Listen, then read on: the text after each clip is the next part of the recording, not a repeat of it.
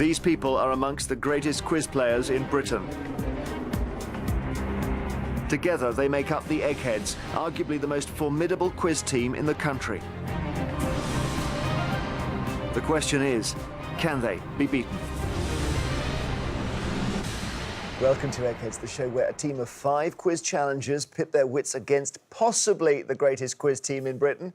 They are the Eggheads. Challenging our resident quiz champions today are the Rubber Ducks. Now, this team of school friends have known each other for nearly 20 years and regularly quiz together at various pubs in South London. Let's meet them. Hi, I'm Ali. I'm a development researcher. Hello, I'm Jack. I'm a museum staffing manager. Hi, I'm Henry. I'm a civil servant. Hi, I'm Constantine and I'm a shipbroker. Hello, I'm Jack and I'm a bookseller. So, Ali and team, hello. Hello. Hi. Thanks so much for coming from London to Glasgow. I hope you had a good trip. It was really great, thank you. Very happy to be here, Jeremy. And how do you all know each other, Ali? So a few of us lived together and the rest of us went to school together and kind of stayed in touch, and we're from the same part of town. So. And you're living in Brixton, South London? South London, so everyone's in and out of each other's houses all the time. It's a nice little community we've got going. Good. Do you quiz together already? We do, yeah, we quiz. I mean, so in the build-up to this, we've been doing it quite a lot in the pubs pretty much every night. Team name the Rubber Ducks. That's right. Just tell us why. Well, life can be stressful when you're working. We all like a bath to unwind, and the mascot of the bath is, of course, the Rubber Duck. It's a great team name. Thank you. I'm sure it's a great team. The Eggheads are looking a little bit bashed around. They lost the last game, I can tell you. So, as you will know, every day there is £1,000 worth of cash up for grabs for our challengers. If the challengers don't win, we roll the money over. If they do, they take all the aggregated money. And it means, Rubber Ducks, that there's £1,000 to play for today. So, would you like to crack on? Absolutely. Yes. Good stuff. Let's go. The first head-to-head battle is on geography. You can choose between Beth, Chris, Pat, Dave and Lisa. So, are you taking geography? Yeah, happy to. We think that it would either be Beth Beth or Dave, okay. or Dave. So cool, yeah. I think that's What cool. do you think? I'll take on Beth. Constantine from the Rubber Ducks against Beth on geography. And please go to our legendary question room. Well, I thought, Constantine, we might have you doing history, because I know about your degree. Yeah, I took ancient history, but I feel quite comfortable with geography as well. We have some really good history buffs in the team. You're up against Beth on geography. Would you like to go first or second? I'll go first. Here we go. Which of these capital cities is furthest from London? Madrid, Cairo, or Kathmandu? Well, Madrid obviously is in Europe. Cairo, Egypt, it's got to be Kathmandu, I think, in Nepal. Kathmandu is quite right. Well done. Beth, on to you. Hammerfest, which claims to be the northernmost town in the world, is in which European country? Beth, is it Poland, Norway, or Denmark? I think I remember the hairy bikers visiting this on one of their trips, and it's in Norway. Well done, Beth. It's Norway. Back to you, Constantine. Which of these countries is bisected by the Tropic of Capricorn? Chile, Mexico, or Ecuador? Ecuador is, I think, bisected by the equator. I'm not actually sure, but Chile is just so long that I think I'm going to go with Chile. Yeah, that's very good logic, actually. Chile's right. And it's very long and thin, isn't it? Yeah. Beth, the country of Malta lies approximately 60 miles to the south of which Mediterranean island? Sicily, Crete, or Ibiza? It's not Ibiza, because that's in Balearics in Spain. I'm pretty sure it's not Crete. I've been to Crete. So it's got to be Sicily. Sicily is correct. You're both playing really well. OK, third question can be crucial, Constantine. Here we go. Which city in China was the eastern terminus of the trade route known as the Silk Road? Is it Chengdu, Kunming, or Xi'an? I don't actually know, but when you said the names, something sparked at Xi'an. So I'm going to go with Xi'an. Any eggs now? I would have gone the middle one. No, it's not good. They're not Nope. sure, actually, but you've played a blinder. Xi'an is right. Well done. You seem to be the only person in the room who could answer that. Well, I didn't know either, so. OK, Beth. The pula is the official currency of which country? Is it Botswana, Fiji, or Bhutan? I think this has popped up in my research. I am hoping that it's Botswana. Well done. Good answer, Beth. You've been looking at your currencies, have you? The currencies aren't my strong point, but that one's popped up. Well done. That's paid off. So you're playing well, both of you. 3 each. We go to sudden death. Constantine, gets a bit harder now. I don't give you alternatives, OK? Yeah. Lake Ladoga is the largest lake by area on which continent? It's going to have to be a guess again, and it's going to be South America. It's Europe. I'm wondering if it might be Italy, but I'm not sure. Near St. Petersburg. Near St. Russia. Petersburg. Oh, it's Russia. OK, good stuff. OK, Beth, this for the round. The flag of Texas features a vertical blue stripe containing which symbol from which the state takes its nickname? It's a plain white star. Yes, indeed, just a star I could have accepted. Well done, Beth, you're in the final round. Sorry, Constantine. It's gone on Lake Ladoga, I'm afraid. Yeah, fair enough. And Beth is in the final. You've been knocked out. Please return to us and we'll see what happens next. OK, the Rubber Ducks have lost a brain from the final round. The Eggheads have not lost any so far. Beth is through to the final. The next subject is film and TV. I reckon this is good for you. That's you, right? Yeah, sure. Let's do it. OK, Yeah. they've chosen you. Who should we take on? Yeah, all good, I think. So what do you think? It'd be good to have Chris out if you could do it. Yeah, OK. We'll take on Chris, please. Yeah. All right, so it's going to be Ali from the Rubber Ducks versus Chris from the Eggheads. To ensure there's no conferring, please take your positions. Well, Ali, heavy metal is your thing. That's right. Love it. And you were actually in the Air Guitar World Championship. That's right. Several years ago now, I went as a observer, and then they needed a volunteer to go on stage, and I was quite well refreshed and feeling confident, and just went to town, and unfortunately I didn't make it through the first round, but gave it a good try, you know. Chris, I can imagine you doing that, a bit of air guitar. Well, I used to, yeah. Yeah, used to. In private. Film and TV, Ali, would you like to go first or second? First, please, Jeremy. Ali, here is your first question. Which British monarch does Helen Mirren portray in the 2006 film The Queen? Is it Anne, Victoria, or Elizabeth II? Elizabeth II. Elizabeth II is quite right. Well done. OK, Chris. What type of animal was the long-standing Blue Peter pet, George? Was George tortoise, dog, or cat? He had his name painted on his shell, didn't he? He was actually Georgina because he turned out to be female. It's a tortoise. Tortoise is right. Well done. Back to you, Ali. Okay. On the television programme Countdown, how many number cards are selected in each numbers round? 4, 6, or 8? Well, I can picture the board in my head. It's kind of a pretty geometric grid. I think you get the big total, and then you get a few numbers besides that. 6 sounds like slightly too few, but 8 sounds like too many, so yeah, I think I'm gonna go with 8. Chris? Yeah. 1 large and 5 from anywhere else, please, Carol. It's 6. 6 is the answer. Terrible. Disaster. OK, Chris, thoughts on this question, please. The fictional law firm Cage and Fish was a main setting for which long-running US television series? Is it Boston Legal, Ally McBeal, or Law and Order? Well, Ally McBeal was set in a lawyer's office. I don't think it was Cage and Fish. The one that's been running longest, I think, is Boston Legal. So that'll have to be my answer, Boston Legal. Boston Legal. Ali, do you know this answer? I can't say. Ally McBeal, maybe? Chris, it's Ally McBeal. Is it? Yeah. Oh. All right, this is good, Ali. Yeah, it's good. Which director made his feature film debut with the 1953 movie Fear and Desire? Alfred Hitchcock, David Lean, or Stanley Kubrick? Well, I think I'm just trying to place the dates of the Kubrick films I know in my head, and I think I'm going to go with Stanley Kubrick. Kubrick is the right answer. Well done. Yes. Well done. Good lad. Cheers, thank you. Good fight back there. Yeah, man. Let's see if Chris can stay in. Chris, this to stay in the contest. Which real-life character does Joseph Gordon-Levitt play in a 2016 film written and directed by Oliver Stone?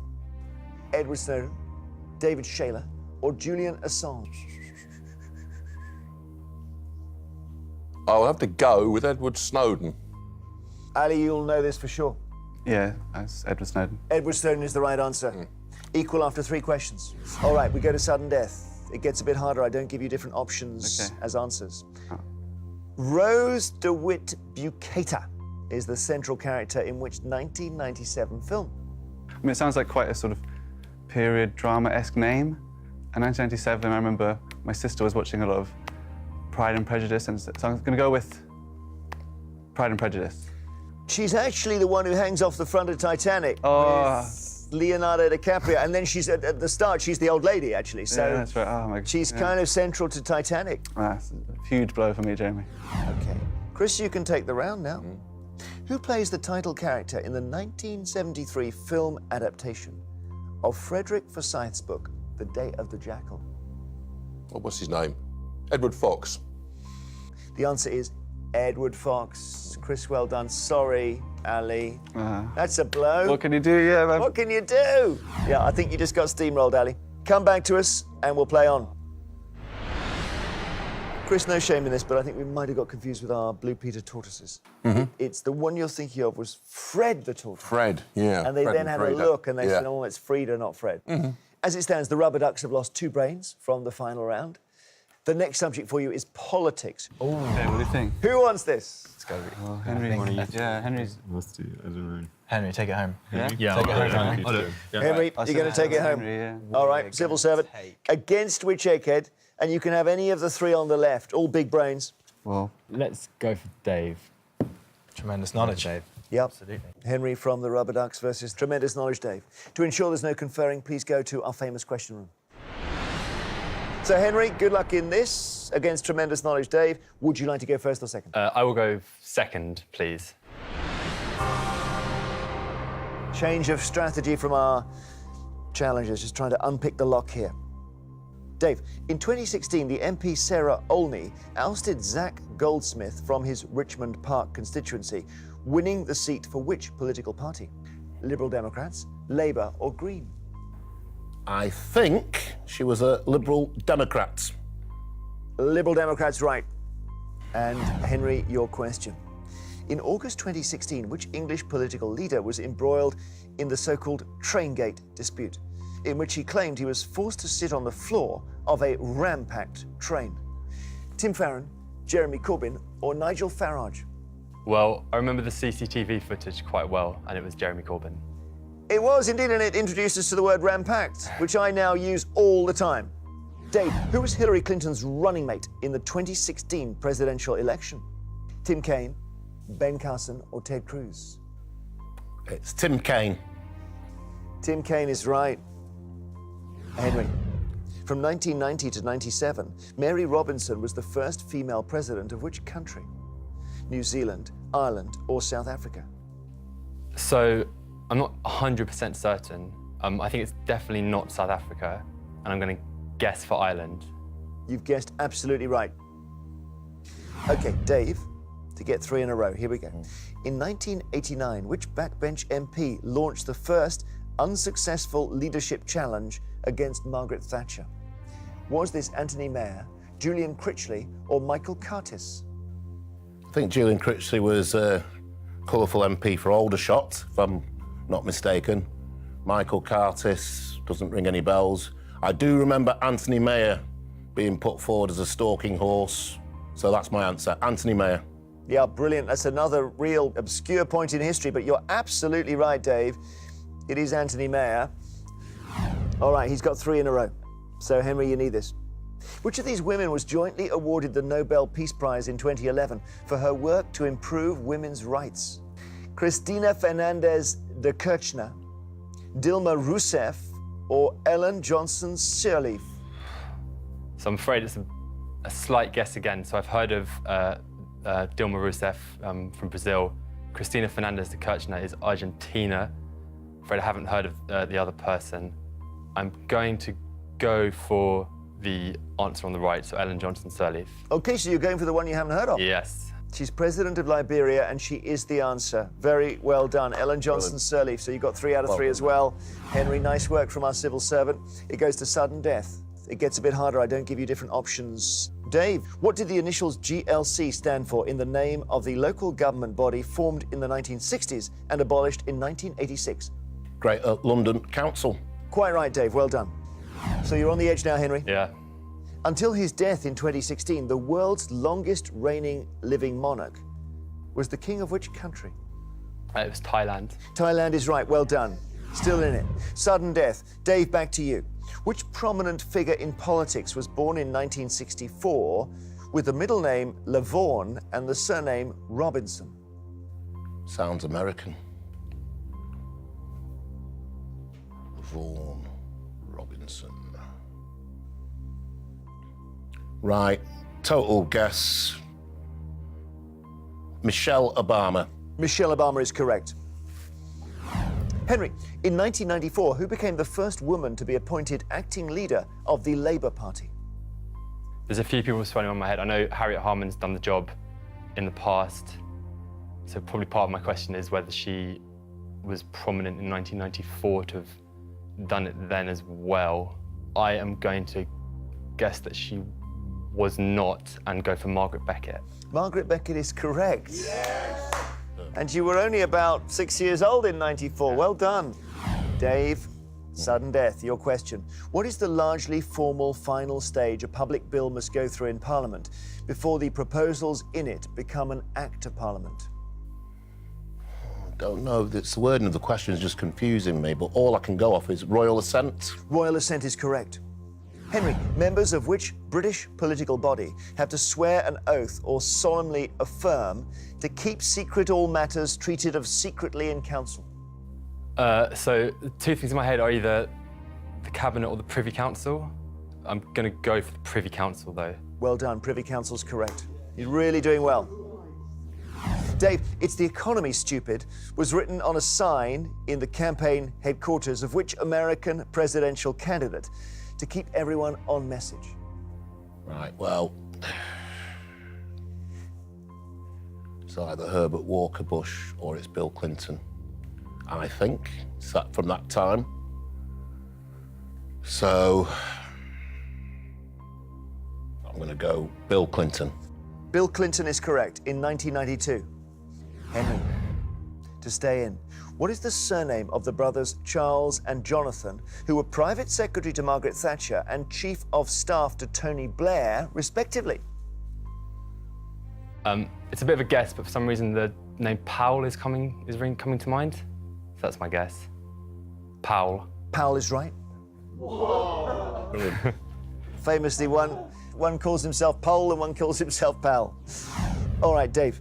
Which independent body was created in 2000 to oversee donations to and campaign spending by UK political parties? I can't think of what it would be called. I would think it's obviously something I've heard of, but not coming to mind at all. Because the Electoral Commission was going for a long time before. So let's just have a look at funding. No, I'm not getting anything really. Committee for Public Scrutiny. No, you said the answer earlier. Electoral Commission. Oh, I didn't know it was. I thought it'd been around longer. Sorry. Henry, you can get your place in the final now with this answer. The Trades Union Congress was founded in which decade in the 19th century? In the 19th century. So, well, I've heard of the TUC, obviously. Decade in the 19th century. It's going to be a complete and utter guess, but I would be surprised if it was too early on. So I'm going to go for the 1890s. The 1860s. Dave, what was the name of the feminist magazine, Dave, that pursued issues concerned with the women's movement and which was published in Britain between 1972 and 1993? Only one that I've heard of. Spare Rib. Spare Rib is right. Henry, back to you to stay in. Which Soviet president signed the START 1 Strategic Arms Reduction Treaty? I do not know the answer. So there's two in my mind. I'm going to go for Khrushchev. Khrushchev is your answer. It isn't him, actually. It's Mikhail Gorbachev, who's probably, in your mind, your brilliant quizzing mind, probably the more obvious one. Yeah. Sorry, Henry. What a quiz, eh, Dave? Yeah, it was. He was absolutely superb. Yeah, absolutely superb. I mean, picking out answers from way before you were born on politics, that is seriously impressive. Margaret Beckett is a seriously impressive answer. So was Powell. And Powell as well. So really, we're all applauding here, Henry. Well done. Well done. I won't be going to Brixton for a pub quiz anytime soon, I can tell you. All right, so Dave is just in the final there, but he loves a good quiz. Henry, well done. Come back to us. We'll play on. Well, this doesn't really reflect the brilliant quizzing we've seen, but the Rubber Ducks have lost 3 brains from the final round. Even lost Henry there. The Eggheads are still all sitting there. So see if you can get one out now. It's music. Who would like music? So it could be Jack or Jack. Jack, I'll take that one. Jack M, OK, our museum staffing manager. And it can either be Pat or Lisa you take on. I've seen Pat give some outrageous music answers before, but Lisa does have a great singing voice. This is really tough. Lisa, please. So Jack M from the Rubber Ducks versus Lisa from the Eggheads. Please go to our question room for the last time. OK, Jack M, on music, would you like to go first or second against the very tuneful Lisa? I'm going to follow suit with Henry. I'd like to go second, please. Lisa, your question. Which single word has been the title of UK singles for Duffy, Shawn Mendes and Kanye West? Is it Mercy, Justice or Revenge? Rather good song titles. I think more songwriters should consider. I'm guessing that one is Mercy. Mercy is correct. First question for you, Jack. When they formed, who was the youngest member of the Spice Girls? Jerry Halliwell, Emma Bunton or Mel B? I haven't kept track with the ages of the Spice Girls, I'm afraid. But given their Spice monikers, Jerry being Ginger and Mel B being Scary, I think it makes more sense for it to be Emma Bunton, given that she's Baby Spice. So I'll say Emma Bunton. That is the most perfect logic we've ever had. Emma Bunton is right. Lisa, in which year did the singer Al Martino have the first ever official UK #1 with the single Here in My Heart? 1932, 1942 or 1952? I don't think they had an official chart till the 50s. No, I don't think it did start earlier. I think it is 1952. Here in My Heart was 1952, Lisa, well done. OK, back to you, Jack. How many members make up the electronic music group Daft Punk? 2, 3 or 4? It's 2 of them. They wear their little helmets on the stage, and yeah, there's definitely only 2 of them. Yes, I remember seeing them getting an award, and they looked very, very odd. 2 is right. OK, Lisa. Who wrote the poem on which the Christmas carol In the Bleak Midwinter is based? Is this Christina Rossetti, Dylan Thomas, or William Wordsworth? Bleak pretty much gives it all away. She wasn't known for her cheery outlook on life. That's Christina Rossetti. Yes, she was a bit miserable, wasn't she? A little bit, but still a great poet. Christina Rossetti is quite right.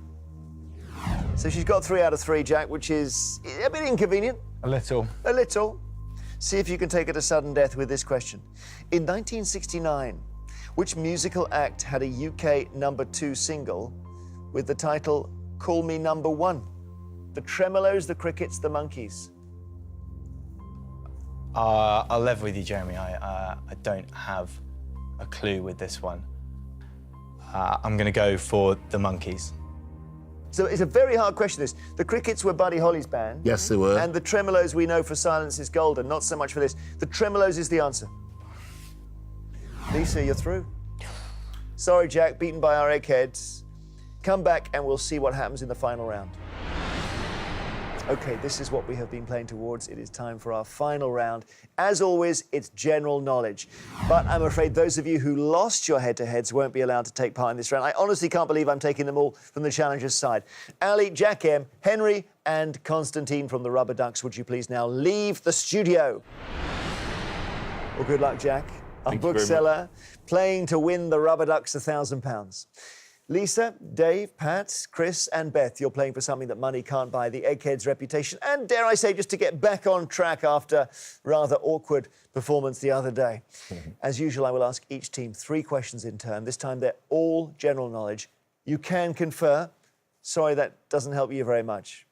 So, Jack R., the question is, Can your one brain defeat these 5? And they'll talk about it in Brixton for years if it happens. Good luck. Thank you very much. Would you like to go first or second? I would like to go first. And they're cheering you on back there. I know you can't look, but they're riveted already. In Scrabble, which of these letters is worth only 1 point?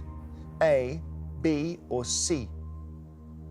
This is something that I know I should have revised up on a little bit more, based on the fact that it's very common. I think it's one of the most common letters. I'm going to go with A. You're absolutely right, it is A. Eggheads, over to you. What's going to happen here? Just see if you're back on track, Eggs. The melting point of beeswax is closest to how many degrees Celsius? 6, 60, or 600? 60. 60. You'd think so, wouldn't you? Yeah. 6, they'd be dripping out of the hive. Yeah. Melts in boiling water, so it's got to be less than 100. Yeah, OK, yep. You happy with that? Yep. Yeah. Going for 60. 60 is quite right. Jack. The White Queen is the first book in a series of Wars of the Roses novels, known as the Cousins' War, by which writer? Hilary Mantel, Antonia Fraser, or Philippa Gregory? So all 3 of these write historical fiction. I know that it's not Hilary Mantel, so it's between Antonia Fraser and Philippa Gregory. And I'm going to go with Philippa Gregory. Philippa Gregory is quite right. Eggheads. In English grammar, which of these terms is specifically used for a word that connects clauses or sentences such as if and but? Is it conjunction, adverb, or participle? Yep. Conjunction, I would have said. Means joining, doesn't it? Yeah. We think that's conjunction. Conjunction is quite right, Pat. Well done, Eggs. Playing well at the moment. Here's your third question. Which player was unexpectedly defeated by Arthur Ashe in the men's singles final at Wimbledon in 1975? Bjorn Borg, Jimmy Connors, or Ken Rosewall? I'm at a complete loss here, so I'm not good at my tennis. I'm going to go with Bjorn Borg. Eggheads, do you know? Jimmy Connors. Jimmy Connors is the answer. It gives the Eggs a chance to take the whole contest with this one question.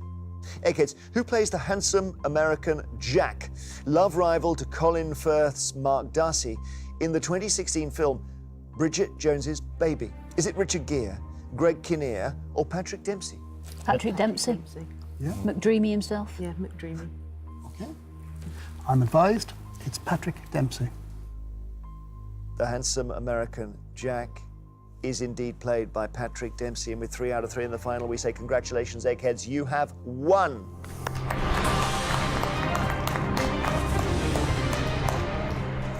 If you played them every single day, they would win. They might not win half, but they'd win. It'd average out. You would take them down an awful lot of times. You were just a bit unlucky on those marginal calls. We'll come back if you like. Honestly, what great, smart quizzes. My goodness gracious me, and so young as well. Commiserations, Rubber Ducks. The Eggheads have done what comes naturally to them most of the time. Here they are, back reigning supreme over Quizland. It does mean you don't go home with the £1,000, but you've played brilliantly, and everyone's going to remember this one. The money rolls over to the next show. Eggheads, I wonder if you are now going to begin one of those runs that you get on. Join us next time to see if a new team of challengers can stop them in their tracks. £2,000 says they can't. Until then, goodbye.